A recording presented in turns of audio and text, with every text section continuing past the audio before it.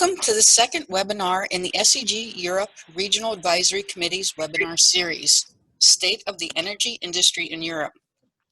Dr. Adriana Ramirez, Chair of the SEG Europe Regional Advisory Committee, and myself, Lori Whitesell, will serve as your host for today's webinar. Before we begin, the model for this webinar will be a short presentation followed by an extended question and answer session. During the question and answer session, if you'd like to ask questions, please raise your hand in the webinar interface, and I will change your settings to allow you to ask your questions directly to Mr. Nessim. Maurice Nessim is president of WesternGeco and is also the chairman of the IAGC Board, as well as a member of the SEG Foundation Board of Directors. With more than 30 years of oil and gas industry experience in various management and technical positions, Maurice has bachelor's and master's degrees in physics and geophysics and has won several prestigious awards as well as been granted patents. He has authored and co-authored more than 25 papers presented at international conferences. An SEG Active Member since 1991, Maurice became an SEG Director at Large in 2014. He is also a member of EAGE, SPE, and AAPG.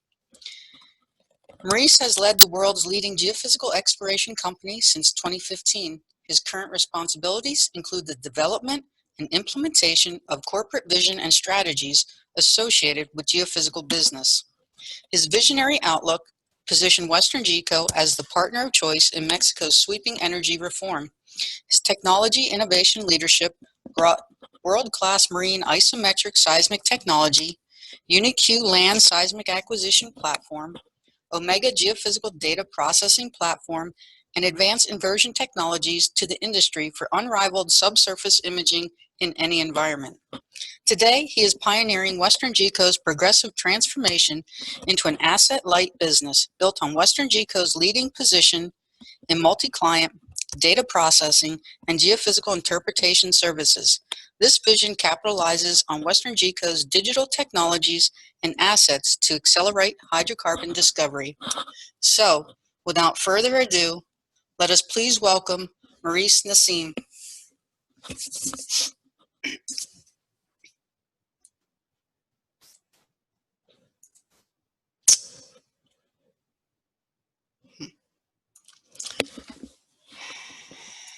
Let's see.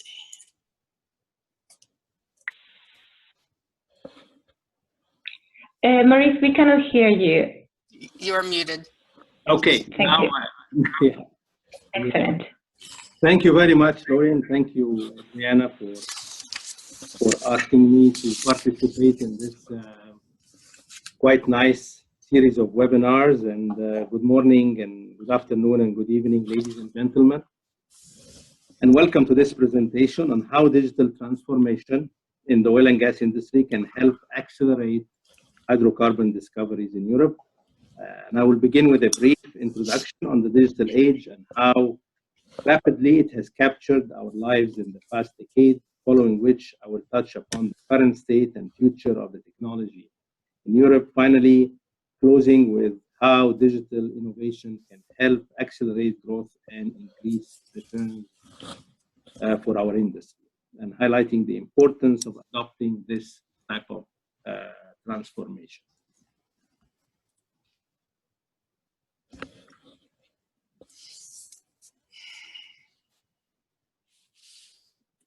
Okay. Is the slide moving? We get the next slide? Yes. Okay, very good. I only wanted to check that. Okay.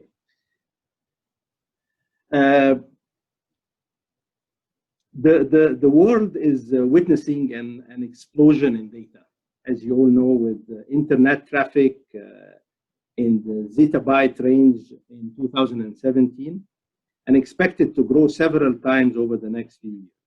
To compare against 1987, when we had only 2 terabytes of internet traffic. It is amazing how rapidly internet has taken on our lives in the last 30 years. Likewise, digital technology companies have taken lead on market capitalization in the last 5 years, leaving behind large energy companies, which were amongst the top 5 companies in terms of market cap 10 years ago in 2007. As common and frequent as our use of petroleum products have become, so has our use of internet-based applications. They are today a fundamental part of our lives, helping us improve the quality, efficiency, and connectivity of our lives. A digital transformation has already happened in our personal lives and continue to happen. It is inevitable that the same will happen within our industry to the same or greater extent.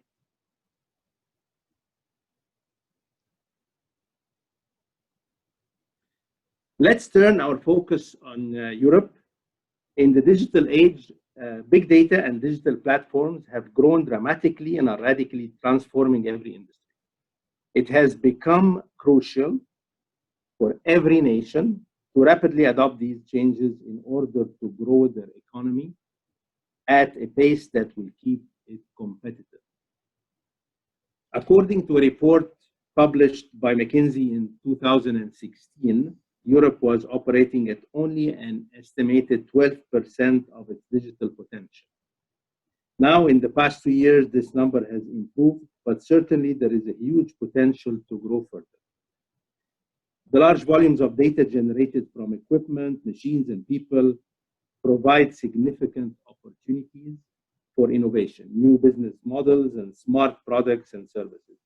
They represent the next frontier for European innovation that will drive industrial relationships and leadership and growth, and hereby improve quality of life for society. Similarly, our industry has huge potential to make processes more efficient, improve operational safety, and maximize the returns on investment by embracing digital innovation.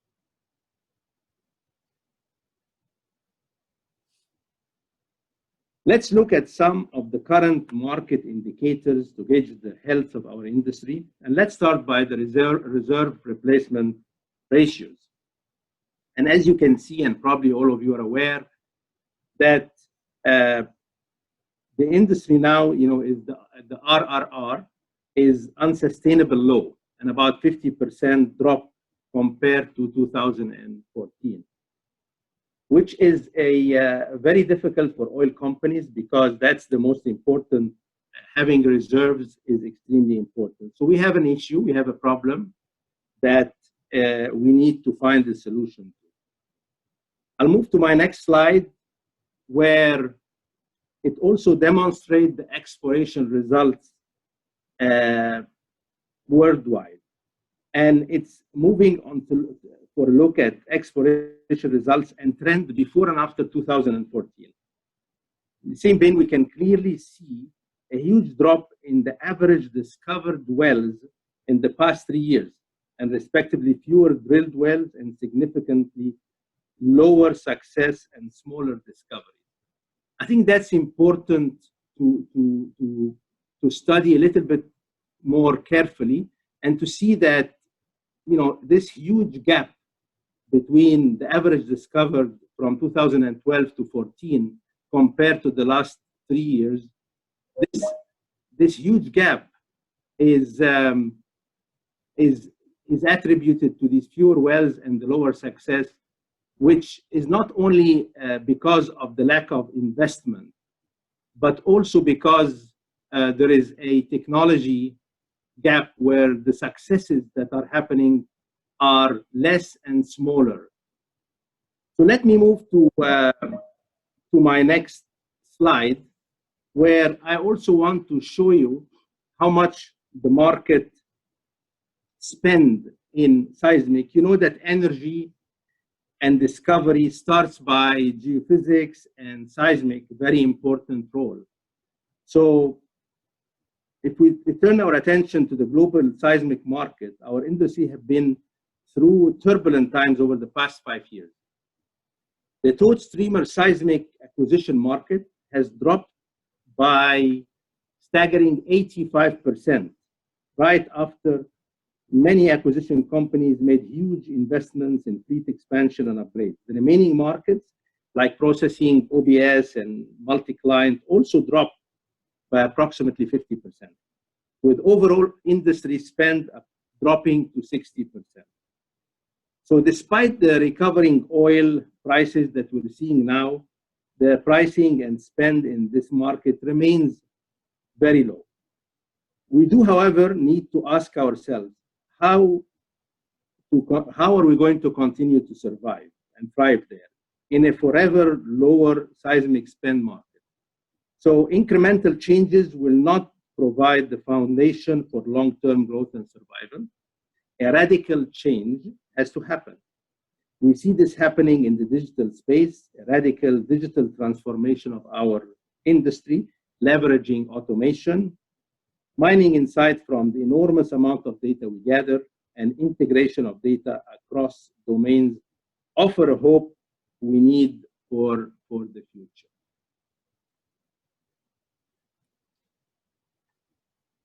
If we focus specifically on the seismic spend in Europe, we see that it has similarly suffered the same fate, albeit not as drastic as the industry as a whole. But the greatest reductions in spend, however, occurred in the rest of the world. However, this trend is not the same when we consider the impact of this market drop on seismic contractors. Let's start by looking at the seismic contractor market as a whole. During this turbulent time of low oil prices, almost all upstream companies responded by cutting back on their capex. As you can see here, the natural response to the declining capex has been reduced the returns for the service companies, with the geophysical companies working at large negative losses since 2014. The red line you see is if it is above the dashed white line, the dashed white line is the zero. When it has the zero, it means it is break even. Anything above is profit, anything below is losses. And as you can see here, the cumulative total loss for geophysical companies, this is all the geophysical companies operating in the world that they have published their information, which is the majority, will tell you that we have, as a geophysical industry, lost $4 billion over the last 4 years. A reflection of this market has led to visible difficulties across the seismic business, with several filing for bankruptcy and facing notable cash flow issues. So everybody is suffering, which would have a major impact on, of course, the exploration and discovery moving forward.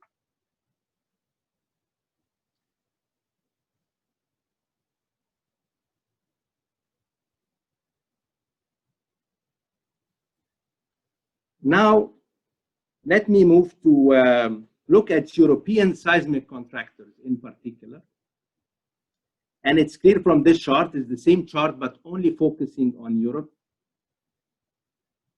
And this shows something which is quite interesting, that European seismic companies did carry the largest burden of losses during this period of time. So $3 billion out of the $4 billion of losses in the geophysical industry since 2014 till now has come from the European companies, geophysical companies. And despite the actual spend in seismic across Europe dropping the least, it was the European seismic contractors that were hardest hit.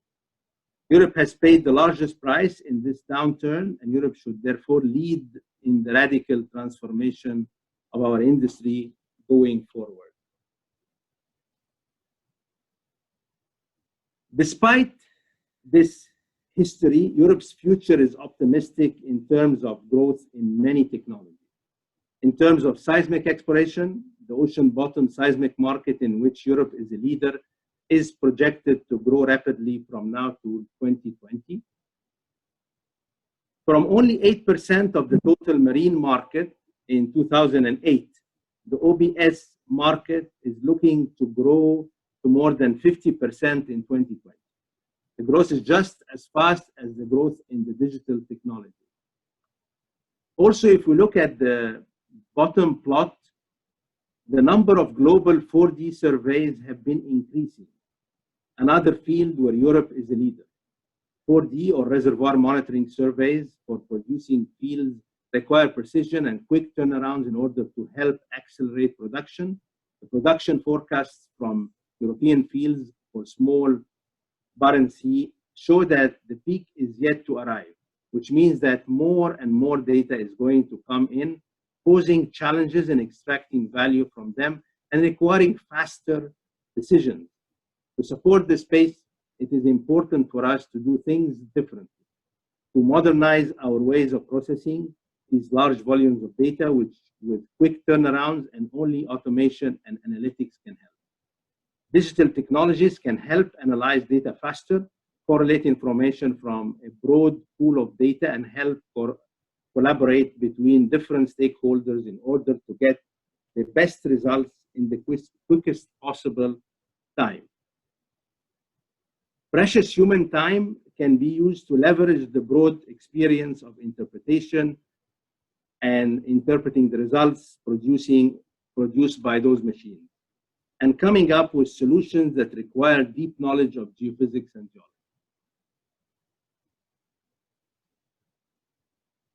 Let's take a few minutes to look at the digital progress made in various domains as it relates to the use of seismic data, the biggest source of reservoir knowledge. On the exploration front, digitization will help us find new discoveries better, faster, and cheaper. We are yet to leverage the full potential digital transformation that can offer. While today we use digital technologies to find, view, and process data, we are yet to leverage the potential locked in automation and data integration. On the development side, digital transformation would allow the seamless use of various data types to help reduce the risk and cost of development contracted. Key to unlocking such potential is making cross-domain data integration seamless. On the production side, digital transformation would allow real-time production monitoring, which allow us to optimize our reservoir management plans and to maximize the life and return from that reservoir. We have a long way to go and much value to reap from embracing a digital future today. Since data is such a fundamental and underutilized component of any digital transformation, let's look at it in more detail for a minute. A recent survey conducted across the industry reveals the following trend. Top exploration challenges relate to large volumes and limited storage, data integration, and different dissimilar data sets.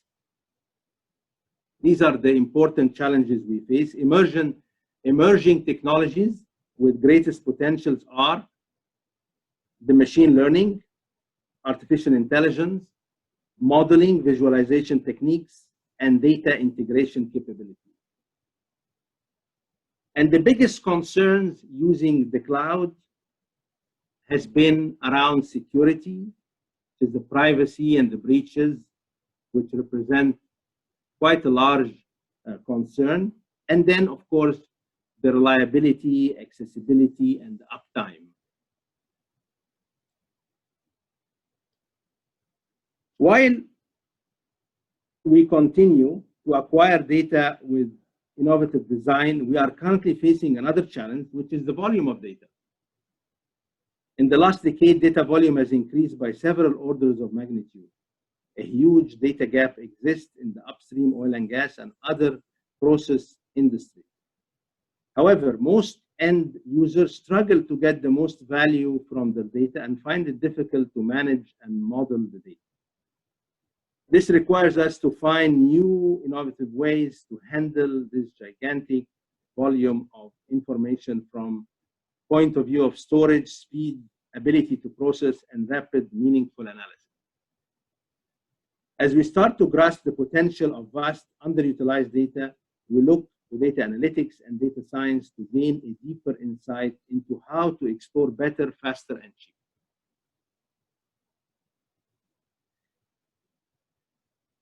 So the process that starts from data have several steps, which ultimately guides us to discovery. Digital technology has been helping us accelerate through each of those steps, finally generating value to the end users in terms of faster turnaround and more efficient use of all the available data.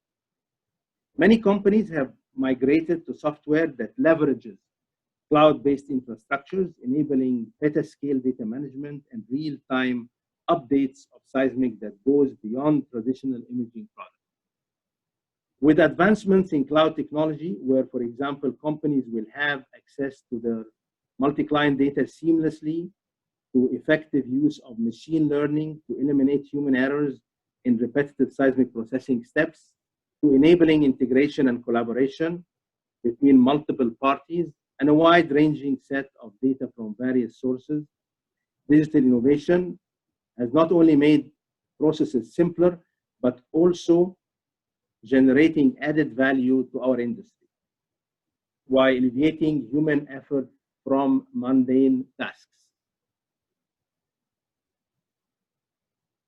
As we talk about technology and innovation, it is important to realize that oil and gas companies were pioneers of the first digital age in 1980 and 1990. Long before phrases such as big data, advanced analytics, and Internet of Things became popular, oil executives were making use of 3D seismic, linear program modeling of refineries, and advanced process control for operation. If we look at the various domains that span our industry from exploration to production and count the technological advances we have made, for example, in broadband acquisition and processing, OBN solution, inversion technologies, we can pat ourselves on the back given how digitally innovative we have been in the past.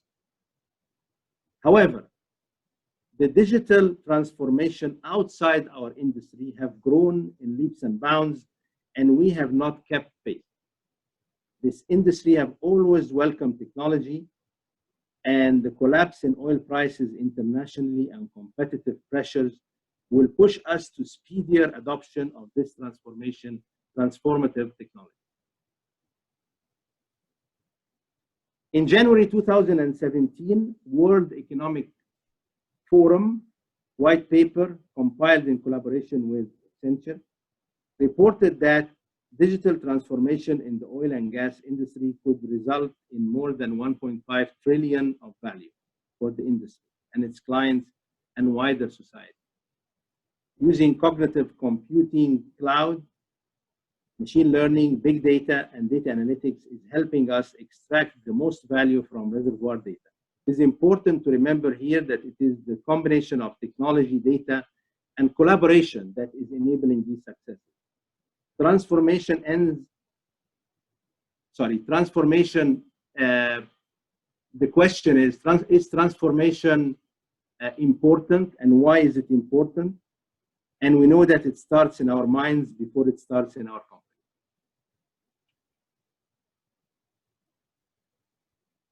I'd like to share one example of what can be achieved through data integration and collaboration.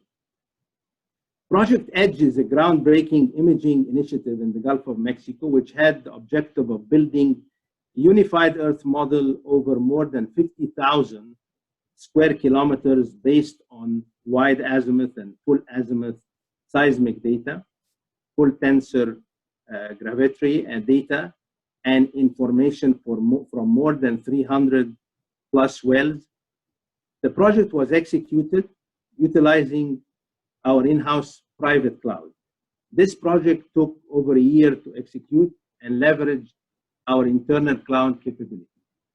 I believe that had we been earlier in adopting the digital transformation initiative, now emerging in our industry, and leverage automation processes and large-scale cloud solution, we could have greatly reduced the time taken to generate this unique volume and we would have created additional insight through big data analytics.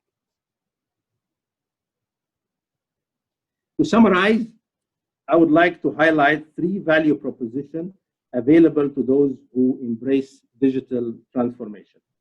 First, performance enhancement.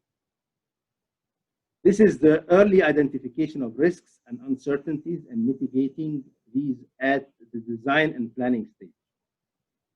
Processing acceleration facilitated by the cloud will reduce processing time and increase scenario options and iteration, thus reducing risk while improving quality. Number 2 is the people productivity. Automation will first and foremost remove the mechanical component of people activities. Machine learning and artificial intelligence will provide previously untapped insight and knowledge. And finally, cloud-based environments enhance collaboration on a global scale. The third component, which is the process transformation. Our industry is moving to evergreen, continuously updated plans and models. Our workforce will have to unlearn and relearn new competencies and skills.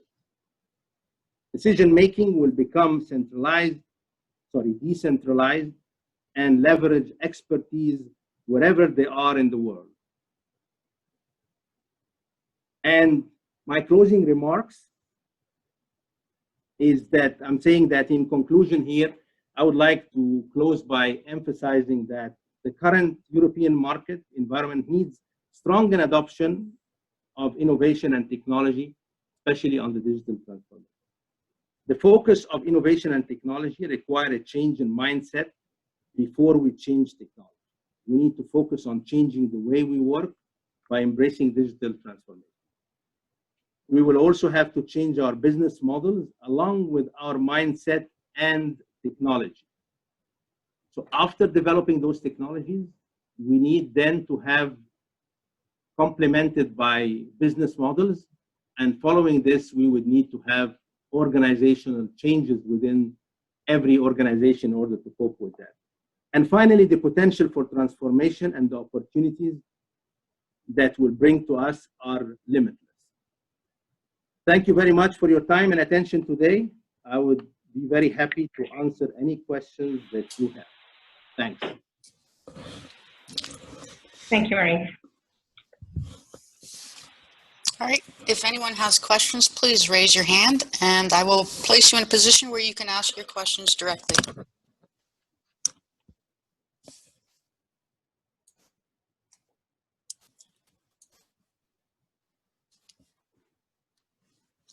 All right.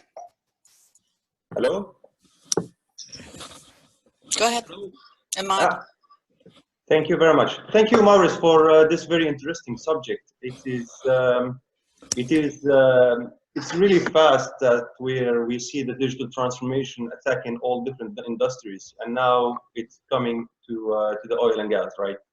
And my question is, as we see in telecoms, for example, when they do digital transformation, they start talking about softwareization, right? And they start moving to software where they provide more simple, more cheaper services to the community itself. But in oil and gas, we see more digital transformation about increasing the production of oil and gas. But when we see in the other point of view, where Tesla start moving fast and growing fast, using the batteries for the vehicles, we see that there is less demand on the oil, right? And the customer of oil power start losing its place and moving to the battery. Is it the right thinking of moving to the production in the digital age rather than change the game to see different aspects? Okay, that's a quite a loaded question, you know, like that has lots of angles to it, and I'll try to answer what I understand the question. So I think, you know, the digital transformation objective is definitely to change the game that we are in. So the way, if we think about digital transformation, the same way we are working right now, and some people are, it would probably add more cost and would not achieve its objective. But definitely the objective is to reduce the cost. And when we say reduce the cost, means that it would inject efficiencies in the system that would enable us as providers and consumers to benefit from. So there is no way that if the cost for a provider is going to go up, that it's going to also reflect the consumer or the people that are using this type of technology. Now, we have to move into a more collaborative approach. And when I say collaborative approach, means that it has to be, we have to have one common objective in mind, that we would work together in order to achieve, even if roles sometimes might change. And there could be type of risk rewards between the different companies working, more partnerships between oil companies and between service companies and between service providers in all different. I think this is going to lead to the use, being able to monetize, to make significant reductions in efficiency, and be able to move forward. Now, concerning the production side, of course, any efficiency in trying to reduce the production cost, of course, is going to be very beneficial, because it means the profitability is going to go higher. Now, efficiencies in also producing, ability to produce more is going to help everybody. Now, on the Tesla side and the cars side, and the way people are thinking there, it's quite interesting, because also it's a very small impact that's happening right now related to the electrical cars. But at the end of the day, there is going to be benefits also in using these technologies, in moving the focus to another place, that we can do things a little bit better, not only faster and cheaper, but the better part is going to introduce new areas of development that we can make a difference there. All right. So don't you think, Maurice, when we talk about faster and cheaper, we're talking about a sustaining innovation, not a radical innovation? It can be both, Ahmad. Like radical innovations sometimes make the biggest difference. But sustainable, and let's say, if you mean like a little bit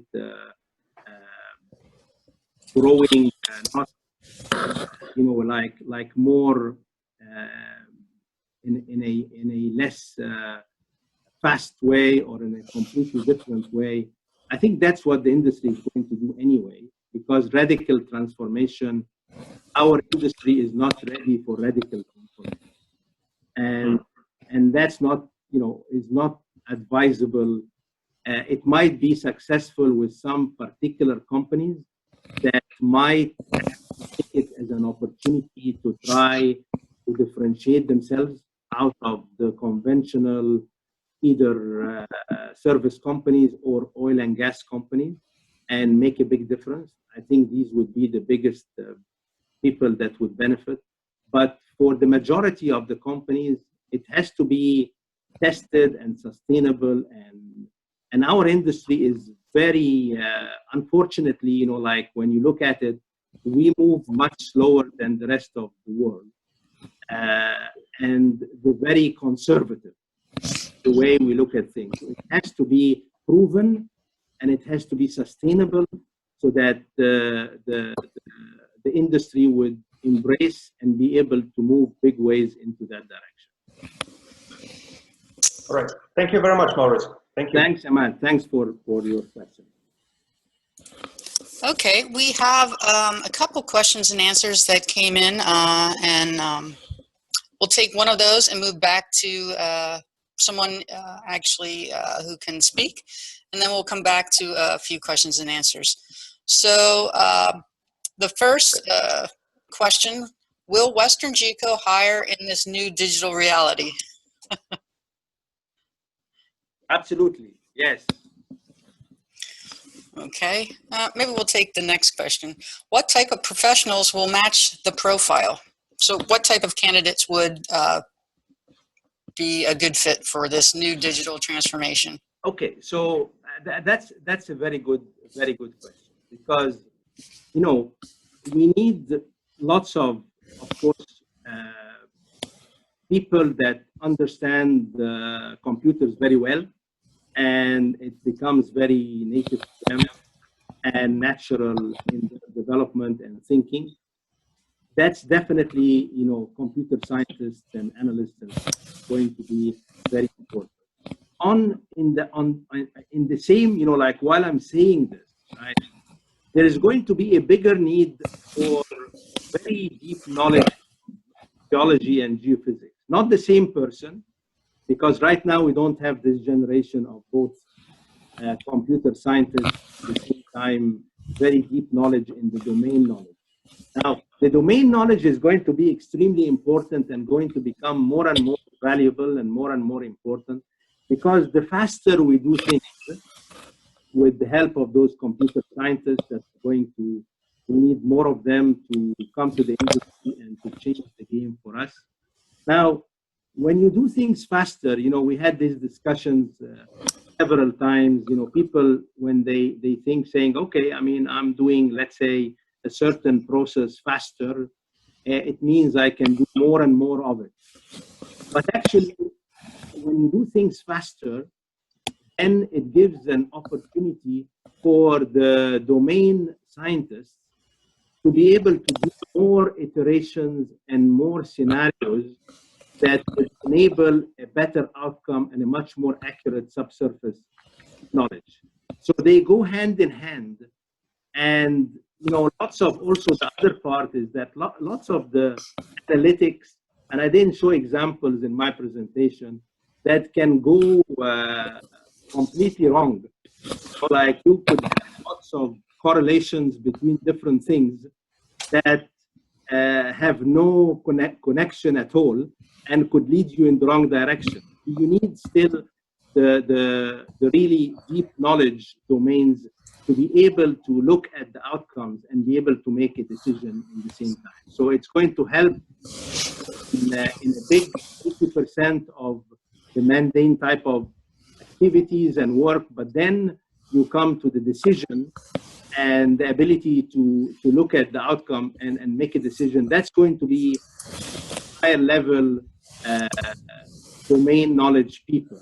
So there's going to be a need for more on the computer scientists and really deep knowledge in analytics and machine learning and artificial intelligence, also on the geophysical and geological domain knowledge.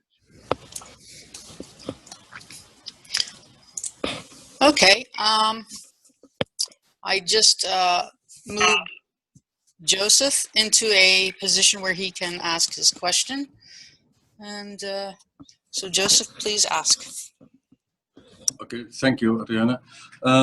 What is the status of carbon sequestration in Europe? In the United States, there are people without the Department of Energy who are very much interested in this. And they're working on it to get pilot projects started. But of course, in the current political situation, it is a challenge. What is the status in Europe? I think it would be a good business for contractors and oil companies, because they're the only ones who know how to do it. And the seismic services would be needed to monitor what is going on with the sequestrated carbon and looking for faults and that it doesn't come out. So are there any efforts underway in Europe about that? Thank you, Joseph, for the question. It's a very important topic, and I think it's also quite a sensitive topic. That, you know, I'm not expert, so I don't know exactly what's the relative progress happening in Europe on that. But I agree with you that there is lots that can be done with the current technology and also future technologies that the geophysical companies and the service companies, plus also the oil companies that can. Of course, there is a political angle in it, and there is some funding that needs always to be there, and some belief in the return on investment side. So so that's something that, you know, like, you know, it's difficult for me to comment on the progress that's happening on that one. But, you know, I'll look into it, and I'll try to get back to you to see if I can answer your question in more detail. Thank you, Joseph. Thank you. All right.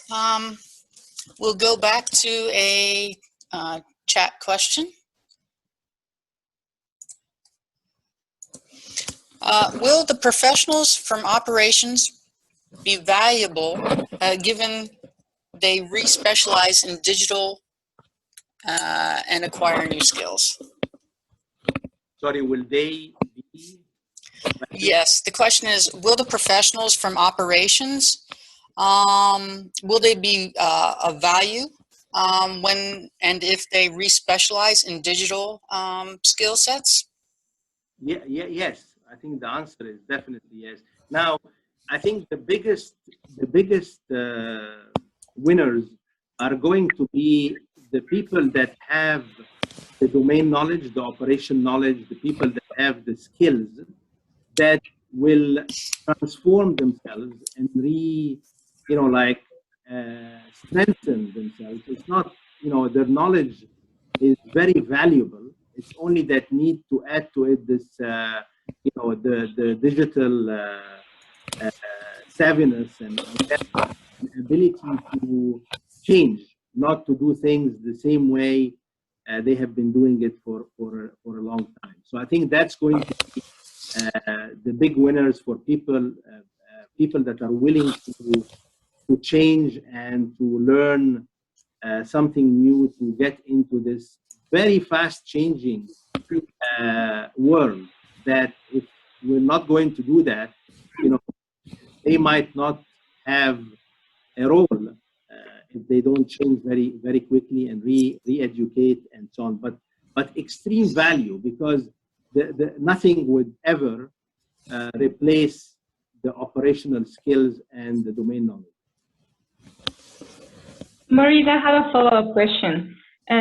We've been discussing a lot, well, with the questions and answers, the skill set that is needed for the future in terms of digital.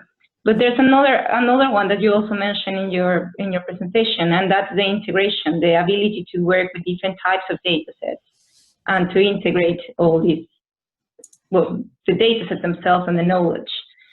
Where do you think we are in the industry when it comes to skills in terms of integration?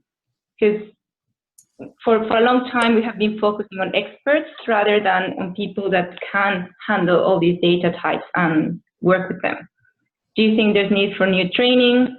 Is that something that can be done in the industry or should be done in the academia? What's your view on this? You know, I think, Adriana, that's an excellent question, because now, you know, multidisciplinary type of skills is really lacking or in the industry. Because number one, it's a mindset, as you have said. It is not a single knowledge, a single specialization. So this ability to integrate and having different scales of data in order to convert them at the end to a to a discovery, right? You want at the end to find more oil and gas. You want to find much better knowledge about your reservoir, about understanding much better. So I believe that the integration ability and the multi-disciplinary type of knowledge is going to be the king, because at the end of the day, that's what you need. We have very few people in the industry that can do this, and this is not due to their own doing, but it's because the way the industry is organized, very siloed, and doing this, de-siloing industry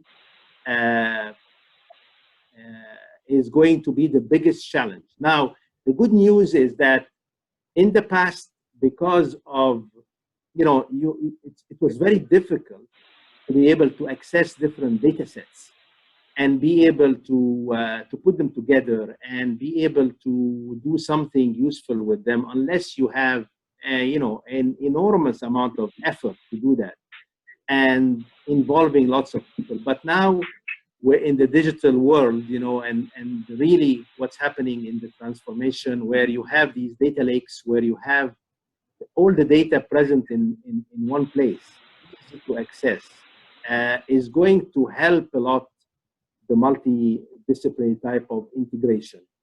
I think this is the biggest winner for all of the digital transformation. That's what I meant by saying that the speed and the ability to have access, seamless access to data, and be able to do lots of things with it through machine learning and ability to do fast analytics is not the end of the game. This is the beginning for the data scientists, for the domain knowledge people, for the integrators that are trying to find a much clearer subsurface and reservoir knowledge for a discovery or a development or a field or a production. And it would enable them. I think now we're going to need to have more of that culture, more of this change that inserted in oil companies and in service companies to be able to think that way. So that's a big mindset related to integration. But now we can do it. In the past, lots of people tried hard and it was very difficult. So they got tired from putting it together with all these different silos that they have to work in between. So I think there's going to need to be more training related to integration and ability to break these silos and work together. The collaboration that I mentioned a couple of times is a big winner there, because then it would enable, you would be talking the same language between the different scientists and the different domain knowledge. So it is possible to be done now. So we need to get the proper training and the aspiration to make it happen. Yes, I agree, absolutely. Is this something that you think the academia should also start focusing on? We have a lot of students that connect to these presentations, as well as people from the academia. So I'm wondering if you have something to say to them, to encourage them to follow a certain track, or? Yes, I think in the academia there is a huge potential there, because that's where the mindset starts. Ability to think fresh and to get into solving the problems. And I know that the SEG have been putting several initiatives to help in academia also, and working with the industry for integration of different multidisciplinary, the Evolve initiative that SEG is taking is basically around this topic, which is getting different data sets and like having a multidisciplinary integration opportunity for people to work on, different academia to work on. So I encourage that all in academia to think that way, not to think only specialization in one field, but to be able to have this, I call it a multi-skilling type of ability to de-silo and have the main objective in mind, which is the ability at the end to reach a much more clearer understanding of subsurface of the reservoir in order to find more oil and gas. And I think in academia, for professors and for students, that's going to be a very important one. And I thank you for pointing this out to me, Adriana, a big way, because that's where the culture starts building before joining different companies. Thank you, Maurice.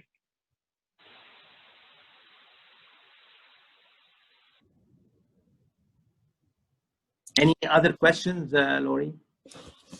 I don't see any new chat questions. Anybody else online have any questions? Please raise your hand.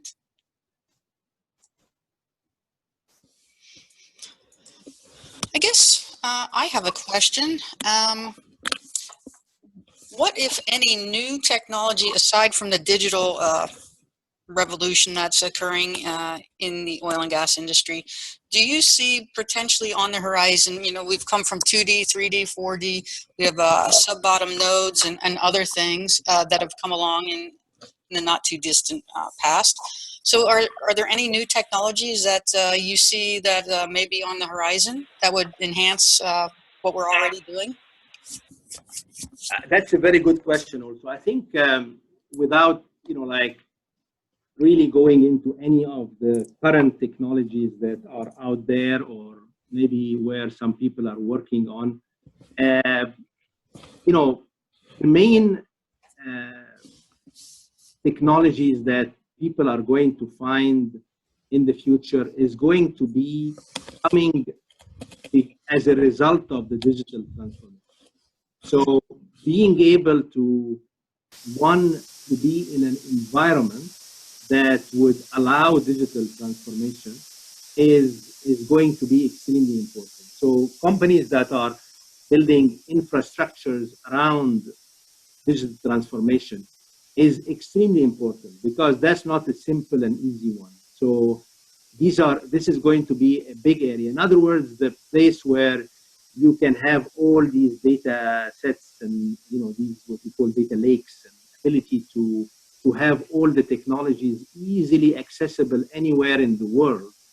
It has to have a certain platform that you have to be working within. And I explained all the the benefits of it, but also the challenges and related to the concerns in security and so on, that actually companies are working on very, very actively right now. So the two technologies that I would think of, one is building those platforms that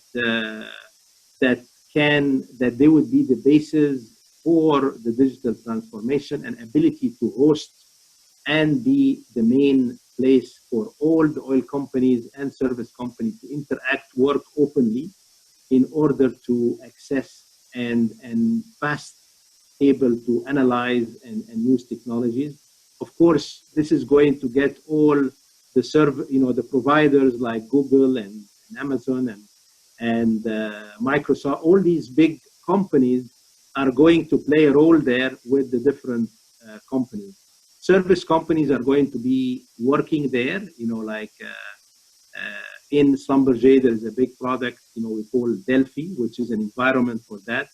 And different companies also the other large companies are building their own infrastructures in order to be able to facilitate this, this digital revolution that's out there. And then following this, I can assure you, after this is established, that there are going to be innovations that are beyond our imagination going to happen.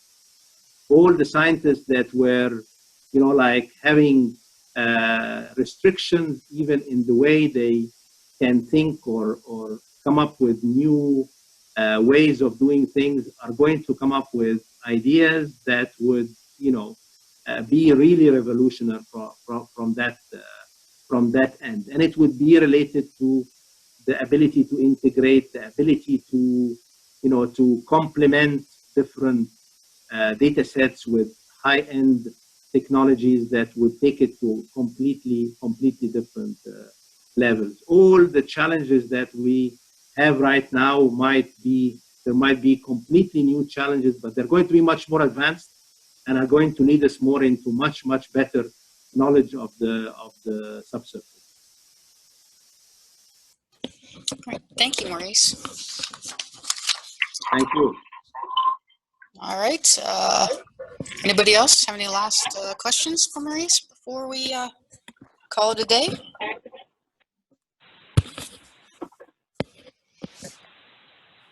All right. I see no additional questions. Okay. So then I think we have to finish the talk. Maurice, do you have anything else you would like to say? Otherwise, I would like to thank you. Thank you very much, Adriana. Thank you, Julie. Thank you for organizing this webinar, and I'm very happy to participate. And I think it was excellent questions, and appreciate all the effort putting it together. Thank you very much, Maurice. I would like to thank you on behalf of the SEG Europe Regional Advisory Committee. It was a pleasure to host you and to listen to your thoughts. And it was very nice to hear that you think that the future in Europe is bright. And I hope that's the same for the rest of the world.